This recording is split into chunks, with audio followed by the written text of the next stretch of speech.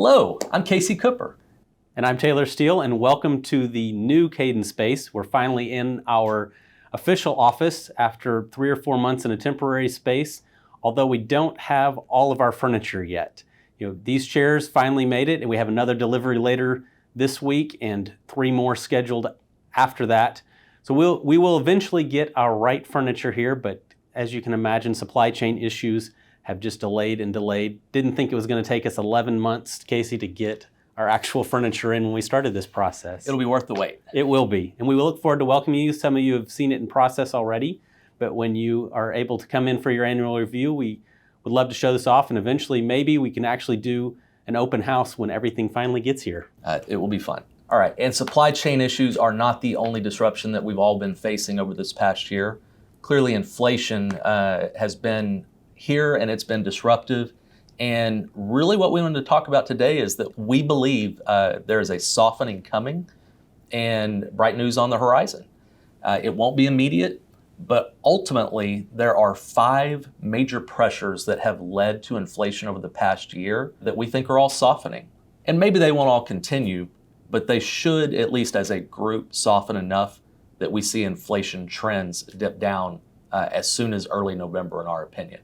Wages have been one of those areas that has been quite problematic over the past year. There were simply too many open jobs, too many companies hiring out of desperation, and with recent modest amounts of layoffs, and certainly with a lot of hiring freezes and no longer paying super premiums in almost any sector, and for those without relevant experience, with those dynamics easing, wage pressure has softened greatly over the last couple of months. Casey, I feel like that is because as we've talked to business owners, we've heard that efficiencies are being put in place. AI or just new processes that took a little time to come online that would take fewer workers because they weren't available. Yeah, absolutely. I think that will drive it down. We're starting to see those getting put in place where there's more automation that's happening that will satisfy that wage stability. Right, and certainly that has its dark side or the other side of the coin as well, but in the interim, we certainly know that will be a deflationary pressure, and it's nice to see at least employment dynamics moderating themselves. Absolutely. Ultimately, that feeds directly into consumer spending. Consumer spending drives about 75% of the U.S. economy, and anytime that we have a healthy labor market, and certainly on the heels of all of the stimulus from the COVID pandemic, consumer spending was strong, as you all know. And with pressure decreasing in the labor market, normalizing, let's say, that consumer spending that was on a sugar high has started to moderate. Certainly it's not reaching to the point where it's concerning in terms of deflationary pressure or deep recessions, but at least getting back to a normal level is a healthy sign. Absolutely. And then one of the other areas that we've seen a lot of change is in existing home sales and housing starts. I was just reading an article this morning that was saying that the average price of houses in America has grown over the last 12 months from $360,000 to $390,000. If you just take that average and you also look what's changed during that time period, we were at 3% mortgage rates on average last year. Now we're at a little over 6% right now. If you just do the math and assume that average house with a 20% down payment, that's almost $700 a month more for the exact same house and a mortgage payment with principal and interest.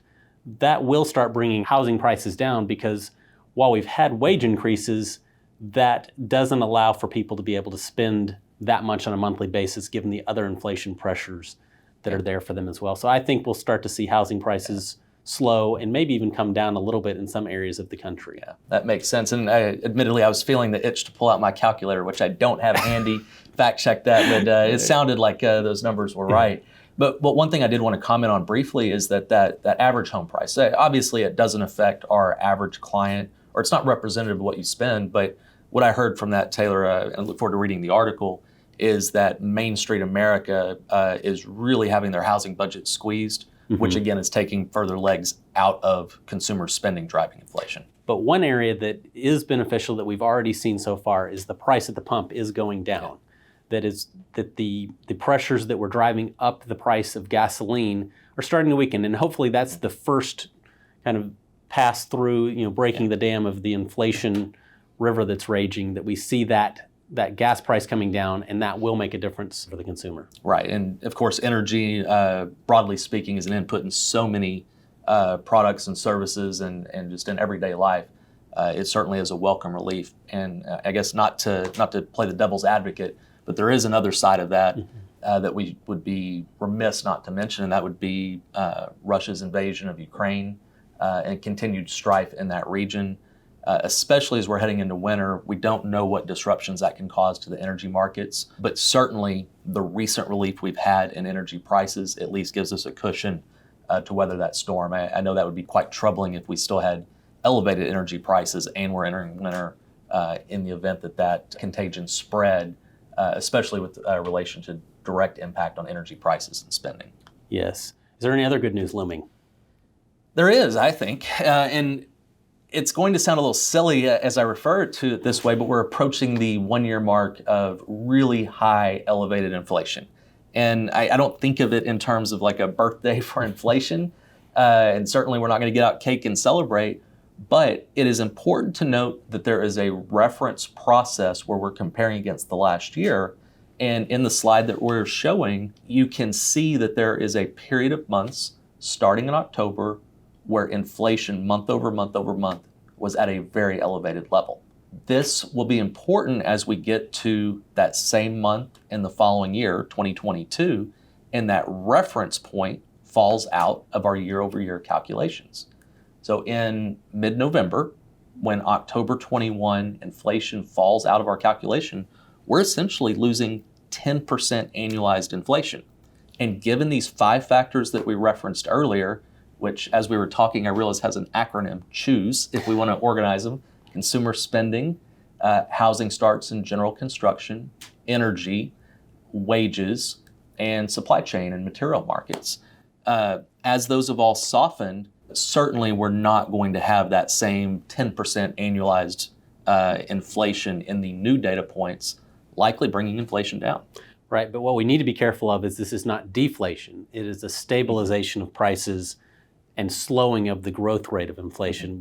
We don't expect to be seeing dropping prices on consumer goods and things like that we feel like it will be sticky, but just growing at a slower pace and going back to the Fed target of around 2% over the next few years. Yeah, that's a healthy reminder. Thank you, Taylor. And ultimately, it's not just that inflation will be coming down in our view with pretty high confidence. That is the good news. The good news is that will likely give the Federal Reserve the ability to take a pause or at least a slowdown in their rate hike cycle. As most of you are likely aware, they have been increasing rates dramatically, and they've been doing so at a higher and quicker rate than projected as we were coming into 2022. That's been quite disruptive in the bond markets. It has translated to disruption in equity markets as well. Truly, there's been few and far places in between to hide from the impact of the rate hike cycle that they have enacted. However, they have stated very clearly that the Federal Reserve and the Biden administration is trying to get inflation under control. They want to see evidence of inflation first having peaked, second decreasing, before they slow that aggressive stance. And we believe mid-November will be the first strong evidence of that, but that'll just be one data point. It's those ensuing months as those additional high months of month-over-month inflation from late 21 and early 22 fall out of our reference that truly we will be getting into a more normal environment from a monetary and fiscal policy standpoint. Well, from our individual client standpoint, what does this mean for your portfolios? It means that we're looking for opportunities to rebalance. There are things in the portfolio that have been up or held value, and we're taking this opportunity to rebalance. But before we can do that completely, we need to know from you, what are your spending needs? You know, we have an individualized spending plan for most of you, but what we don't know is if there are any upcoming expenses that we're unaware of. And as we go to rebalance, we need to know where we need to be raising cash, because we do feel like this is a good time for spending needs in the first half of 2023, for us to know that so that we can put enough on the side that is covered. Because we do expect that there will be volatility still for parts of 23 that we need to be aware of. Yeah, especially given the inflation dynamics that we're talking about that are just based on the raw data, we anticipate softening as we go into November, which happens to coincide with midterm elections, often a volatile period in the market just in its own right. So please let us know if you have any unexpected spending that you have coming up, or maybe expected for you but unknown to us, so that we can plan accordingly. So, as always, we welcome any questions that you may have. Please don't hesitate to reach out, and we look forward to talking to you soon.